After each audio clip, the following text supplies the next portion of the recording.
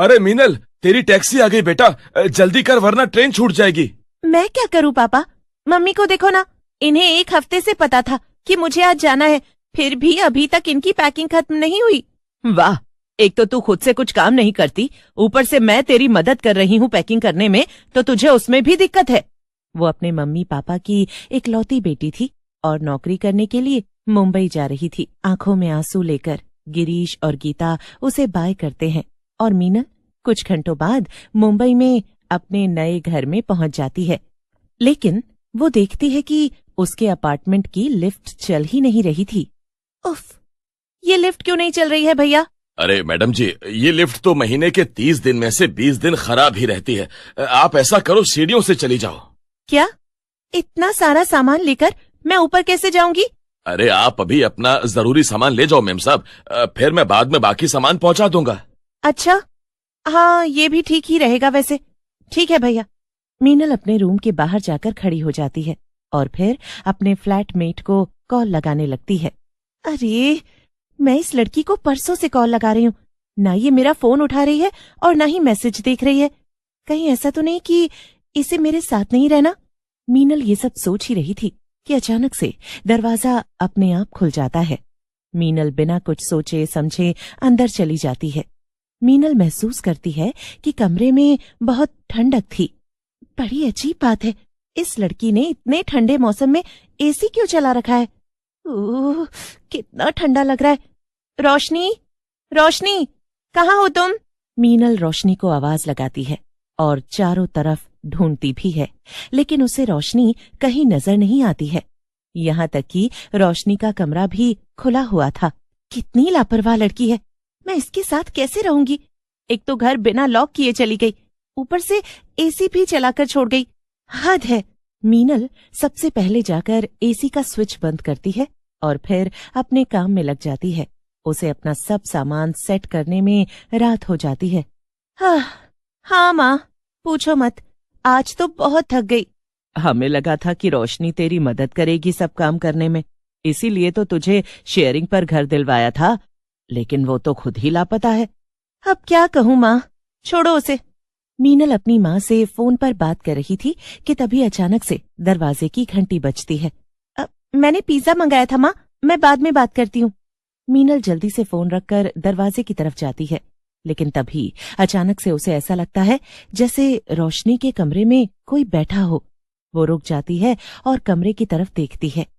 अरे ये क्या? अभी अभी ऐसा लगा जैसे कोई अंदर बैठा हो। नहीं नहीं, मैं तो घर में अकेली हूँ, जरूर मेरा वहम होगा।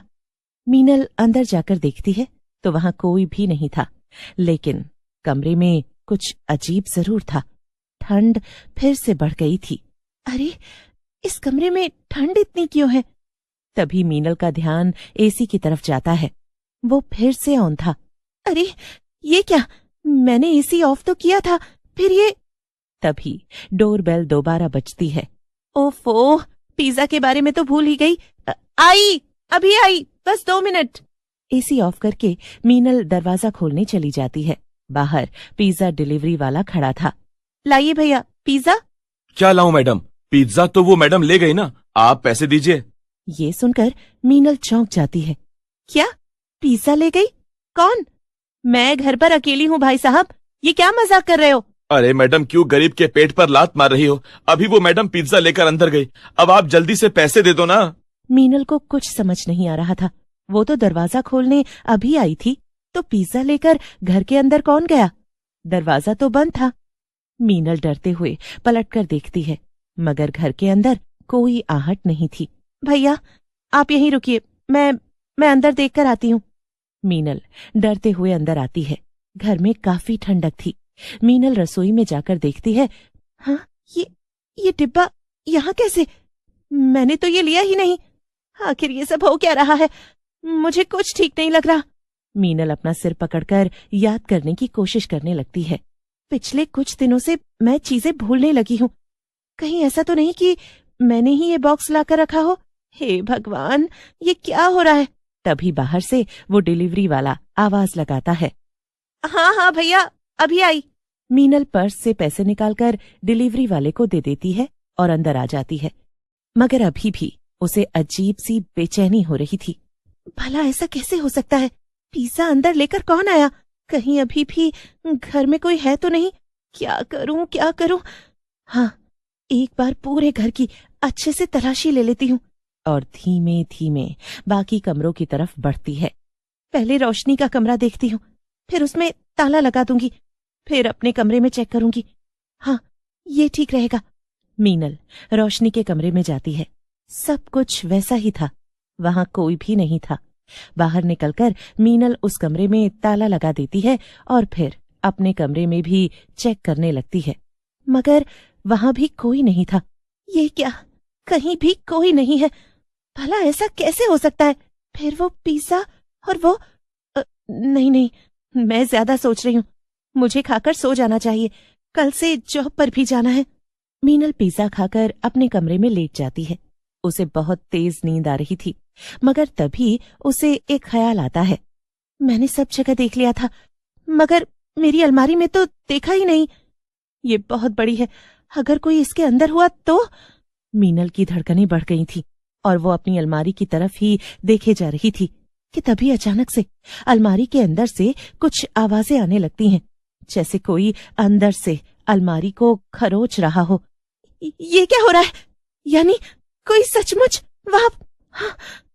अचानक से मीनल का फोन तेज तेज बजने लगता है। ये फोन किसका आ रहा है अब? मीनल फोन उठाती है, मगर अभी भी उसकी नजरें अलमारी की तरफ ही थी। वो धीमे से बोलती है, हेलो हेलो, कौन? दूसरी तरफ कोई और नहीं बल्कि मीनल की दोस्त रोशनी थी। मीनल, मैं रोशनी बोल रही हूँ, मेरी बात ध्यान से सुनो। रोशनी? रोशनी, तुम कहाँ हो? घर से कहाँ चली गई? न कोई फोन कॉल न मैसेज, ऐसे कोई लापता होता है क्या? अभी ये जरूरी नहीं है मीनल, मेरी बात ध्यान से सुनो। हमारे उस नए घर में कुछ है, अभी के अभी वहां से निकल जाओ, वरना वो तुम्हें छोड़ेगी नहीं। क्या? कौन नहीं छोड़ेगी रोशनी? उस नए घर में एक चुड़ैल है, वहां से निकल जाओ मीनल, तुम वहां अकेली नहीं हो। वहां वो। अचानक से फोन का सिग्नल जाने लगता है और फोन कट जाता है। हेलो हेलो रोशनी? तभी रोशनी की आवाज फिर से आती है, लेकिन इस बार फोन से नहीं बल्कि अलमारी के अंदर से। हाँ मीनल, मैं यहां हूं, इस अलमारी के अंदर। रोशनी, तुम? ये सब क्या हो रहा है? मैं यहां हूं मीनल। अचानक से अलमारी के अंदर से जोर जोर से हाथ पीटने की आवाजें आने लगती हैं और मीनल समझ जाती है कि ये रोशनी नहीं थी, बल्कि उसके नए घर में सचमुच कोई अजीब शक्ति थी, कोई चुड़ैल। और कांपते हुए पैरों से वो बाहर की तरफ भागती है। आ! बचाओ! मीनल पीछे पलटकर देखती है, मगर वहां कोई भी नहीं था, लेकिन उसके बगल में रोशनी का कमरा था और धीमे से उसके कमरे का दरवाजा खुलता है। नहीं नहीं नहीं नहीं, ये अपने आप कैसे खुल सकता है? और तभी मीनल देखती है कि कोई था, लेकिन ये कोई चुड़ैल नहीं बल्कि खुद रोशनी थी। वो बेहोश थी। नहीं, रोशनी! मीनल रोशनी के पास जाती उससे पहले ही उसकी नजर बेड के ऊपर जाती है और वहां कोई था। उसने साड़ी पहन रखी थी। वो मीनल को देखकर उसकी तरफ झपटती है, मगर मीनल चिल्लाते हुए पीछे भागती है। नहीं, बचाओ! तभी अचानक से फिर से दरवाजे की घंटी बजती है और वो औरत हवा में गायब हो जाती है। मीनल की आंखों में आंसू थे और किसी तरह वो खुद को काबू में करके दरवाजे की तरफ बढ़ती है और जैसे ही मीनल दरवाजा खोलती है तो वो चौंक जाती है। बाहर रोशनी खड़ी थी। रोशनी, तुम? हाँ मीनल, तुम कहाँ जा रही हो? चलो घर के अंदर चलो। रोशनी को देखकर मीनल राहत की सांस लेती है, लेकिन तभी उसे कुछ याद आता है।